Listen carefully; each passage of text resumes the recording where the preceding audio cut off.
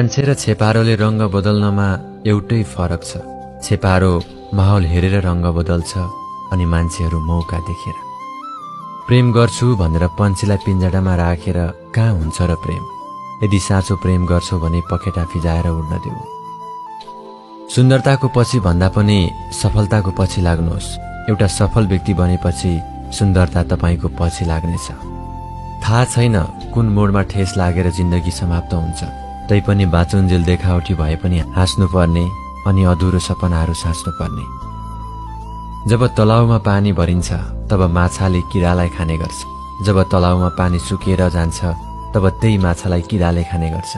त्यसैले जीवनमा कहिले निराश नहुनु, किनकि पालो सबैको आउँछ, बस ढिलो चाँडो भन्ने कुरा मात्र हो। सबैभन्दा प्यारो सम्बन्ध त आँखाको हुन्छ। सँगसँगै खुल्छन्, सँगसँगै बन्द हुन्छन्, त्यो पनि जिन्दगीभर एकअर्कालाई नभेटी नदेखी। सायद त्यो समयमा मैले तिम्रो मायाको प्रस्ताव नस्वीकारेको भए आज तिम्रो धोकाको पीडामा रुनु पर्ने थिएन होला। कुनै समयमा मेरो हाँसोको कारण तिमी थियौ भने आज मेरो आँसुको कारण पनि तिमी नै हौ। सलाम छ ए जिन्दगी यति धेरै ठक्कर दिएकोमा। हिँड्न नसक्नु नै सही, तर सम्हालिनुको खुबी सिकिए। जो भन्ने गर्छ म तिमीलाई रुवाउने छैन, अक्सर उसैले नै रुन बाध्य बनाउँदो रहेछ। जित उसैको थियो जो लड्न सिक्यो, अनि हार उसैको थियो जो लड्न छाड्यो। कसैलाई मन पराउन केही सेकेन्ड लाग्छ, कसैलाई माया गर्न केही घण्टा लाग्छ, तर कसैलाई बिर्सिन सारा जीवन नै कमी हुन्छ। दुःख त्यस्तो एकमात्र चीज हो जसले म अझै जीवित छु भन्ने आभास दिलाइरहेको हुन्छ। जरुरी हुँदैन दुःख पाउन खराब काम नै गर्नुपर्छ भन्ने। कहिलेकाहीँ राम्रो हुनुको पनि मूल्य चुकाउनु पर्दछ। राम्रो बन्नु छ भने आफ्नो बाबा आमा र भगवानको नजरमा राम्रो बन्नु।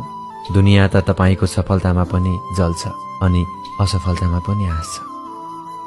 कति सम्बन्ध सकिन्छ कि म नै सही छु, म नै ठिक छु भन्ने सोचले। कसैले भनेको थियो स्वर ठुलो भए कसैले सुन्छ, तर बात उच्च भए धेरैले सुन्ने गर्छ। खुसी त तकदिरमा हुनुपर्छ, तस्बिरमा त हरेक मानिसहरू मुस्कुराउने गर्छ। मलाई घमण्ड थियो चाहने धेरै छ मेरो यस दुनियाँमा, तर पछि थाहा भयो कि सबै चाहने रहेछन् आफ्नो जरुरतले। जिन्दगी बित्यो अरूलाई खुसी राख्दैमा। जो खुसी भयो त्यो आफ्नो थिएन, जो आफ्नो थियो ऊ कहिले खुसी भएन। सुकेको पात चाहिँ थियो मेरो जिन्दगी, समेट्न त कसैले समेट्यो तर आगो लगाउनलाई। गुनासो कसैसँग छैन मलाई जसले यादसम्म गरेन, सायद मनै त्यति खास पनि थिएन।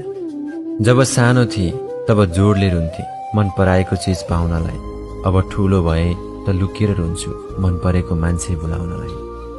समस्या परेको बेला कसैले सल्लाह मागे, सल्लाहसँगै साथ पनि दिनु। गलत सल्लाह हुन सक्ला तर साथ हुन्न। एक्लै आउनु छ, एक्लै जानु पनि छ, तर एक्लै रहन किन सकिँदैन। जसलाई याद गरी जिन्दगी खर्चिदिए मैले, आज उसले नै चिन्दिन भनेर गइदिए। चोट त अझै ताजा छ, बस दाग मात्र हराएर गयो। माया त अझै उति नै छ जसले छोडेर गएको थियो। जिन्दगीमा आफ्नो साथमा कोही छ भन्दैमा त्यति धेरै घमण्ड पनि नगर्नु, किनकि पत्थर जब पानीमा खस्छ आफ्नै ओजनले डुब्छ। सम्बन्ध नयाँ हुँदा नजिकिने बहाना खोज्नेहरू आज सम्बन्ध पुरानो हुँदै जाँदा टाढिने बहाना खोज्दैछ।